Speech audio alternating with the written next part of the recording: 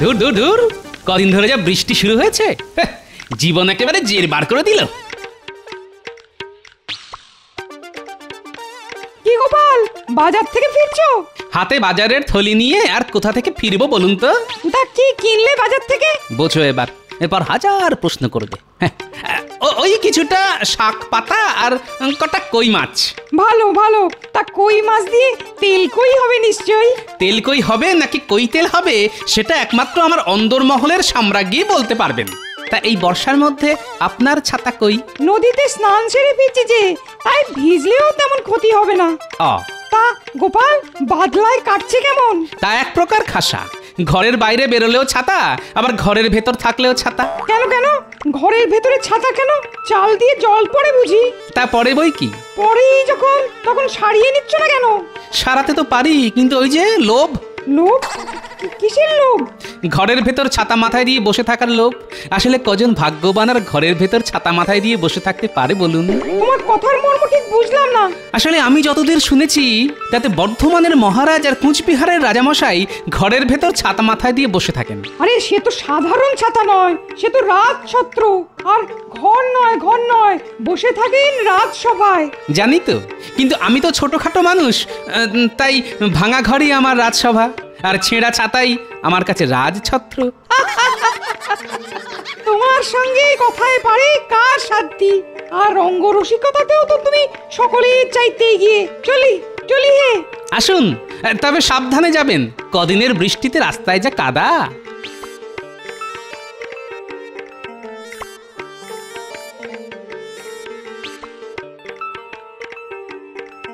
গোপাল দাদা, ও গোপাল দাদা, মহারাজ ডেকে পাঠিয়েছেন। এই বৃষ্টির মধ্যে মহারাজের ডাক কেন? কি হলো কি আবার? সে আমি বলতে পারবো না, মহারাজ শুধু বললেন খুব তাড়াতাড়ি যেতে। ও হ্যাঁ, খাম্বাজরাজ এসেছেন। এই বৃষ্টি বাদলার মধ্যে খাম্বাজরাজ? আচ্ছা তুমি এগো, আমি বাড়িতে বাজারের থলিটা ফেলে দিয়েই আসছি।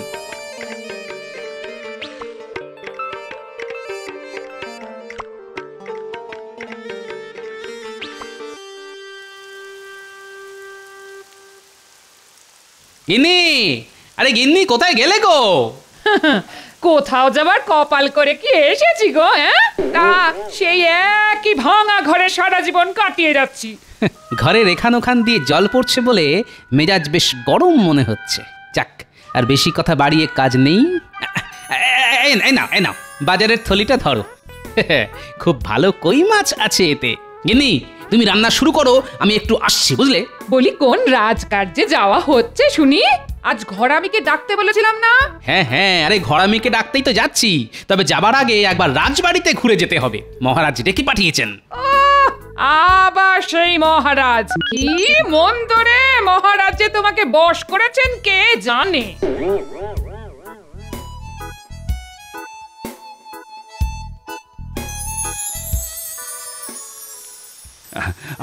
আপনার পিতৃবিয়োগের খবর পেয়ে না খুবই মর্মাহত হয়েছি আমি।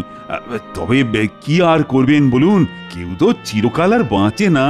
আসলে অনেক বয়স হয়ে গেলেও আমার বাবা বেশ শক্ত সমর্থই ছিলেন। হঠাৎ কি যে হলো, দুদিনের জ্বরেই সব শেষ। মহারাজ, আমাদের আর বেশি দেরি করা ঠিক হবে না। বৃষ্টিটা বাড়ছে, তাই যা বলতে এসেছেন সেটা বলে দিন। ও হ্যাঁ, বলছি। এসো এসো গোপাল। গোপালও এসে গেছে, ভালো। হ্যাঁ, আপনি আসাতে আমি ওকে খবর পাঠিয়েছিলাম। আসলে মহারাজ কৃষ্ণচন্দ্র, কদিন বাদেই তো বাবার শ্রাদ্ধের অনুষ্ঠান, তাই আমি তোমার দ্বারস্থ হয়েছি। ওই দিন আমার বাড়ি এসে আমাকে পিতৃদায় থেকে মুক্ত করতে হবে তোমায়। হ্যাঁ, যাবো বই কি, নিশ্চয়ই যাব। তবে যা লাগাতার বর্ষা চলছে। ওসব কোনো কথা শুনবো না আমি, তোমাকে আসতেই হবে। গোপাল, তোমারও নিমন্ত্রণ রইল, আসতে হবে কিন্তু। আসলে নিন্দুকেরা আড়ালে আবডালে বলে আমি নাকি মহারাজের ছায়া, তা মূর্তি গেলে ছায়া তো যাবেই। বেড়ে বলেছ তো গোপাল। তাহলে ওই কথাই রইল, আগামী বুধবার শ্রাদ্ধ, ওই দিন তোমরা আসছো, কেমন? এ কি মন্ত্রী, তুমি এমন ঠিক করে হাসছো কেন? বারে, হাসবো না? এতদিন রাজা কৃষ্ণচন্দ্রের পাগড়ি ঢাকা মাথায় আমরা দেখে এসেছি, কিন্তু আজ পাগড়ি খোলা। আর দেখুন দেখুন মহারাজ, কৃষ্ণচন্দ্রের মাথায় পাকা চুল। কই দেখি দেখি। তাই তো, কৃষ্ণচন্দ্র, এই বয়সে তোমার মাথায় পাকা চুল কেন? ইয়ে মানে আসলে রাজ্য চালানোর চিন্তা তো, মনে হয় ওই চিন্তাতেই। চিন্তা? দেখো, রাজ্য আমিও চালাই, আর তোমার থেকে আমার বয়সও বেশি। কই, আমার মাথায় একটা চুলও তো এখনো পাকেনি। তা মহারাজ কৃষ্ণচন্দ্রের এইটুকু একটা রাজ্য চালাতে যদি চুলই পাকিয়ে ফেলতে হয়, তাহলে এক কাজ করুন না কেন, আপনার রাজ্য ভার আমাদের মহারাজের হাতে সঁপে দিয়ে আপনি বিশ্রাম নিন। না হলে যে দুদিনেই সব চুল সাদা হয়ে যাবে। বেড়ে বলেছো মন্ত্রী। হ্যাঁ, এই জন্যই বলে স্বভাব যায় না মূলে। বাবার শ্রাদ্ধে নেমন্তন্ন করতে এসেও মহারাজকে খোঁচা মারতে ছাড়ছে না। কৃষ্ণচন্দ্র, আমি তাহলে উঠছি।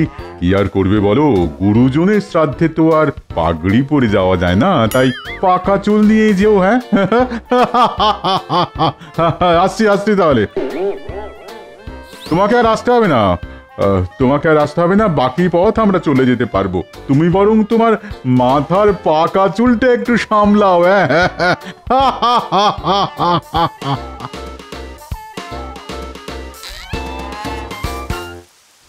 আমার মাথার পাকা চুল নিয়ে কেমন টিপ্পনি কেটে গেল দেখলে গোপাল? তাই তো দেখলাম। শ্রাদ্ধের অনুষ্ঠানে তো আর পাগড়ি মাথায় দিয়ে যাওয়া শোভা পায় না। না, তা তো যায় না। আর খালি মাথায় গেলে যদি ওখানেও আমার পাকা চুল নিয়ে টিপ্পনি কাটে? সেটা কাটতেই পারে। আসলে খাম্বাজরাজ আর তার মন্ত্রী তো আপনার খুঁত ধরার জন্য মুখিয়ে থাকে। তবে আমি বলি কি, এসব কথায় আপনি কান দেবেন না। কান না দিয়ে কি পারা যায় বলো তো? ও গোপাল, কিছু একটা ব্যবস্থা করো না, যাতে আমার পাকা চুল কালো হয়ে যায়। সেটা কি করে সম্ভব মহারাজ? চুল পাকা খুব স্বাভাবিক একটা ব্যাপার, কারণ চুল পাকে মানুষের বয়স আর অভিজ্ঞতায়। তাকে কালো করার কোনো উপায় তো আমার জানা নেই মহারাজ। না না না, ব্যাপারটাকে এত হালকা করে নিও না। তুমি হয়তো না জানতে পারো, কিন্তু কেউ না কেউ তো জানতে পারে। আজ রাজসভায় গিয়ে সকলের সাথে এ ব্যাপারে একটা আলোচনা করা দরকার। শোনো, আজ তোমাদের সাথে একটা বিষয় নিয়ে আলোচনা করতে চাই। আচ্ছা, পাকা চুলকে কালো করা যায় কিভাবে? পাকা চুলকে কালো? এ তো আচ্ছা ঝামেলা ভালো।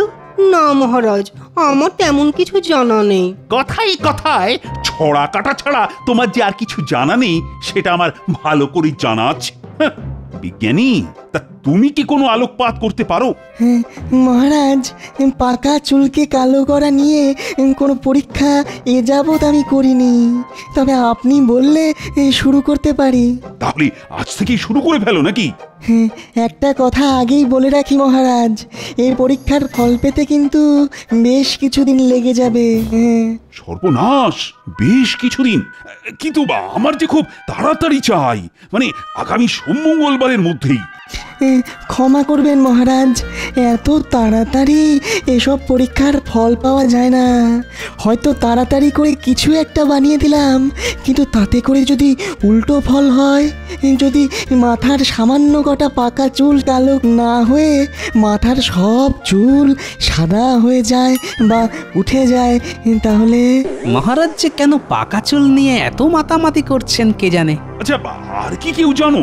ও মন্ত্রী, এই সুযোগে যদি কিছু একটা করে মহারাজের কাছ থেকে কিছু হাতিয়ে নেওয়া যায়। মহারাজ, এতক্ষণ ধরে আমি শুধু শুনে যাচ্ছিলাম আর মনে করার চেষ্টা করছিলাম। মনে করার চেষ্টা করছিল নাকি নতুন কোনো ভড়ং? কি মনে করার চেষ্টা করছিলে মন্ত্রী? এক কেশ বিশারদের নাম। কি যেন নামটা? হ্যাঁ, মনে পড়েছে, গৌরহরি। গৌরহরি? হ্যাঁ মহারাজ, গৌরহরি বলে একজন কেশ বিশারদ আছে। সে হয়তো পাকা চুল কালো করার গোপন কৌশল জানে। তাহলে আর দেরি করছো কেন? যাও, এক্ষুনি তার কাছে যাও। যথাজ্ঞা মহারাজ।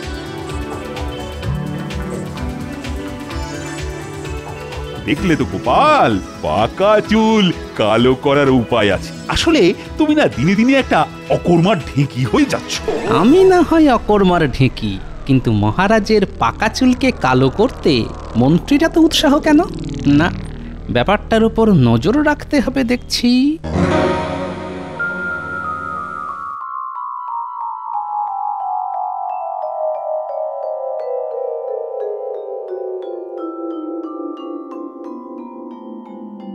আলকাতরা লাগাচ্ছে না? এই তো পেয়ে গেছি। না, রাজসভা থেকে বেরোতে অনেক দেরি হয়ে গেল।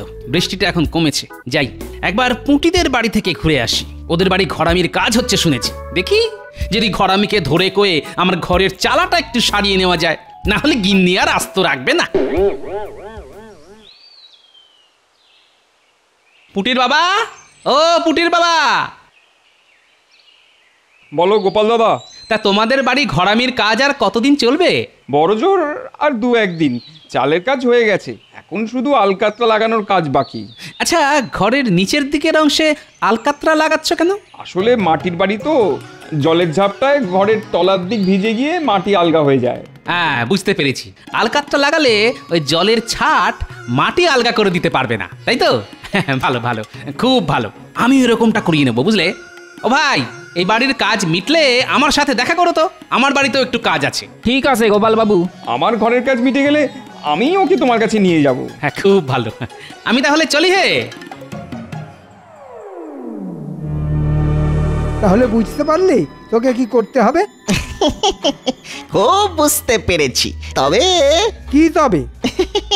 খুব বেশি না হলেও এ বিষয়ে আমার 3টে মাত্র প্রশ্ন আছে। প্রথম প্রশ্ন, কাজটা কি আমি একলাই করব, না ঘটা আমার সঙ্গে থাকবে? না, কোনো ঘট বা ঘটা সঙ্গে থাকবে না। ওই যে কথায় আছে না, অতি সন্ন্যাসীতে গাজন নষ্ট।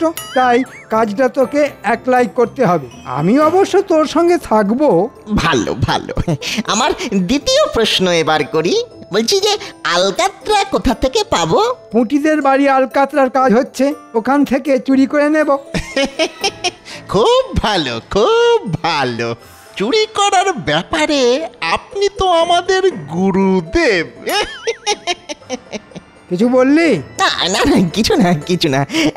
এবার আমার শেষ প্রশ্ন, এই কাজটায় আমি কত পাবো? সে নিয়ে তোকে ভাবতে হবে না, ভালো মতো দিয়ে তোকে পুষিয়ে দেব। যা, এখন বাড়ি যা, কাল সকালে আসিস। খুব ভালো, খুব ভালো।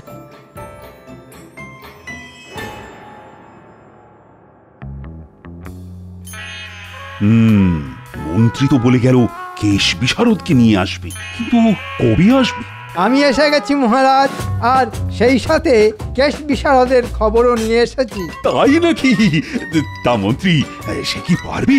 খুব পারবে, তবে তার দক্ষিণাটা একটু বেশি। কত? আগে 300 মোহরের কমে সে রাজি হচ্ছে না। এই তাহলে ডেকে আনো তাকে, 300 মোহর দিতে আমি রাজি। তাহলে এখন আমি আসি? হ্যাঁ, এসো এসো, বড় কাজের লোক তুমি।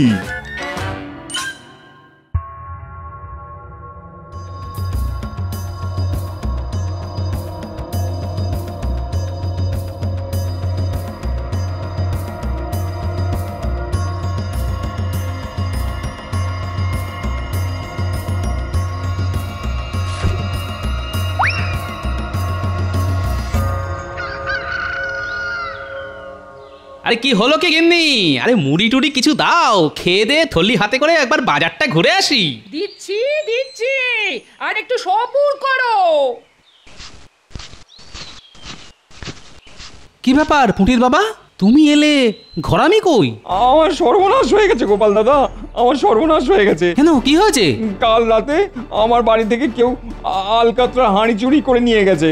হ্যাঁ, আলকাতরার হাঁড়ি চুরি করে নিয়ে গেছে মানে? আলকাতরার রং কালো, আবার কাঁচা চুলের রঙও কালো, তাহলে কি? চলো তো দেখি। গিন্নি, আমি একবার পুটিদের বাড়ি থেকে আসছি।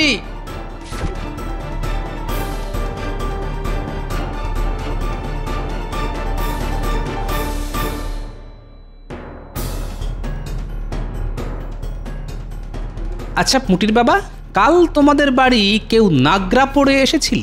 না তো, আমাদের মতো গরিব মানুষদের ঘরে নাগরা জুতো পরে কে আর আসবে? তাহলে কি মন্ত্রী? ঠিক আছে, আমি আসছি।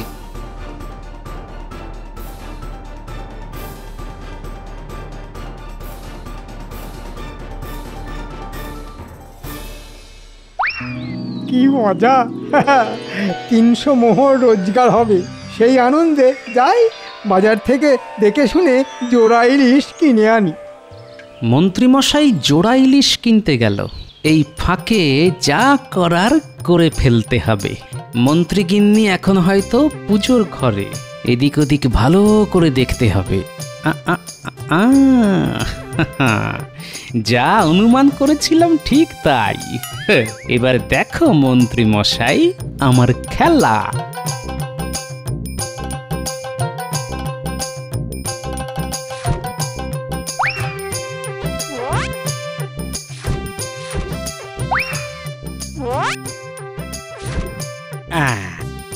যথাস্থানে হাঁড়ি রেখে দিয়ে গেলাম।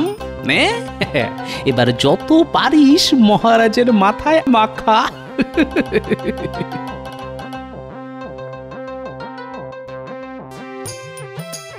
এই নাও পুটির বাবা, তোমার আলকাতরার হাঁড়ি। এ হাঁড়ি তুমি কোথায় পেলে? সে কথা জানতে চেও না, শুধু জেনে রাখো যা করেছি তাকে বলে চোরের ওপর বাটপাড়ি। আচ্ছা, তোমার নামটি যেন কি? আগে গৌরহরি। তা গৌরহরি, এই কালো রং থাকবে তো? কি বলছেন কি রাজামশাই, সারা জীবন থাকবে। এছাড়া জীবনে আর একটা চুলও সাদা হবে না নতুন করে। বলছো? বলছি মানে, এ আমার বাপ ঠাকুরদার গবেষণার ফল। যাকে তাকে আমি এই ভেষজ তরল দিই না, শুধু আপনি বলেই হয়ে গেছে রাজামশাই। হয়ে গেছে? হ্যাঁ, হয়ে গেছে। শুধু সামনের কটা দিন মাথা ভেজাবেন না, তারপর যত ইচ্ছে চান করুন। তা আমার পারিশ্রমিকটা? বটা বেটা দেখছি খুব চালাক হয়ে গেছে, নিজে থেকে তাই মোহর চাইছে। দাঁড়া, দেখাচ্ছি তোকে। আরে মোহরের জন্যে কোনো চিন্তা করো না গৌরহরি, মহারাজের কাছ থেকে নিয়ে আমি তোমার বাড়ি দিয়ে আসবো। এখন তুমি চলো। মহারাজ, এখন আপনি বিশ্রাম করুন, আমি পরে এসে মোহর নিয়ে যাব।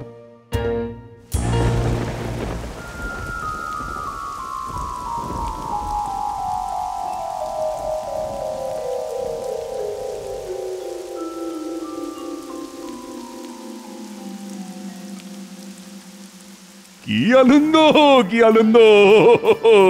আর যে একটাও পাকা চুল নেই। ভেতরে আসতে পারি মহারাজ? আরে আসবে বই কি, অবশ্যই আসবে। আর এসে নিজের চোখে দেখে যাও, মন্ত্রী রানা কেশ বিশারদ কি অসাধ্য সাধনটাই না করেছে। সত্যি গোপাল, তুমি না দিন দিন একটা অকর্মার ধাড়ি হয়ে যাচ্ছ। তা হয়তো হচ্ছি, তবে কাল খাম্বাজ রাজার বাড়ি যাবেন তো? আরে সে তো যাবই, আর তাকে গিয়ে এই কালো চুলও দেখিয়ে আসবো। কিন্তু যা বৃষ্টি! সে নিয়ে তোমায় চিন্তা করতে হবে না, আমি ঢাকনা দেওয়া রথে চড়েই যাব। যথা আজ্ঞা মহারাজ।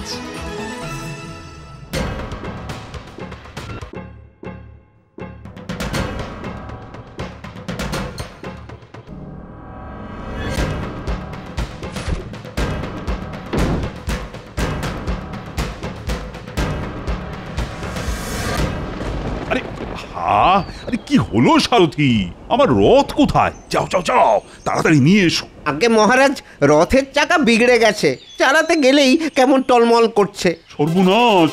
এই তাহলে যাবো কি করে গো? ঘোড়ায় করে চলুন না মহারাজ। ঘোড়া? ঠিক আছে, তাহলে তাই চলো। বৃষ্টিতে ভিজলেও আমার কোনো অসুবিধে নেই, কিন্তু গোপাল, তোমার কোনো অসুবিধে হবে না তো? আগে না মহারাজ।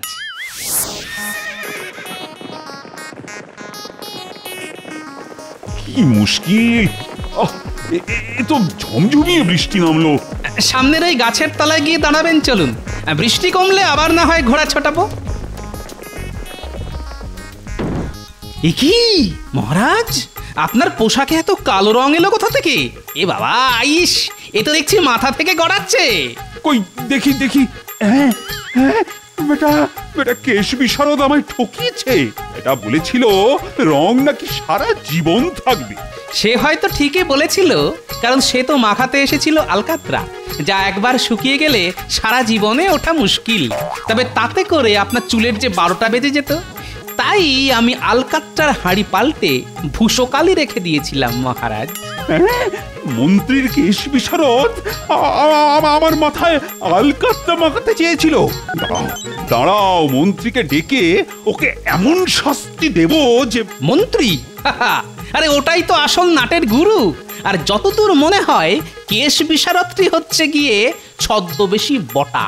ওদের আমি বুঝে নেব, কিন্তু কিন্তু সব ভূষকালি উঠে গিয়ে পাকা চুল বেরিয়ে পড়লে খাম্বাজরাজের কাছে আমি মুখ দেখাবো কি করে বলো তো?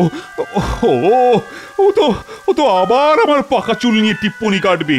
ও টিপ্পনি কাটলে আপনিও পাল্টা টিপ্পনি কেটে বলবেন চুল পাকে মানুষের বয়স আর অভিজ্ঞতায়, আর বেশি বয়সেও যাদের চুল পাকে না তারা হলো সব বুড়ো খোকা। আর বুড়ো খোকাদের হাতে রাজ্যভার থাকলে রাজ্যের কোনো দিনই মঙ্গল হয় না মহারাজ। পেড়ে বলেছে তো গোপাল। চলো চলো চলো, প্রাসাদে গিয়ে চান করে অন্য পোশাক পরে খাম্বাজ রাজার বাড়ি যাই, আর তার সাথে সঙ্গে করে নিয়ে যাব মন্ত্রী আর বটা। ওরে বাবা রে বাবা, আর যে ছুটতে পারি না। ওরে বাবা, এদিন মহারাজ, জীবনে আর কখনো এমনটি হবে না। ওরে বাবা রে! একেই বলে যেমন কর্ম তেমন ফল।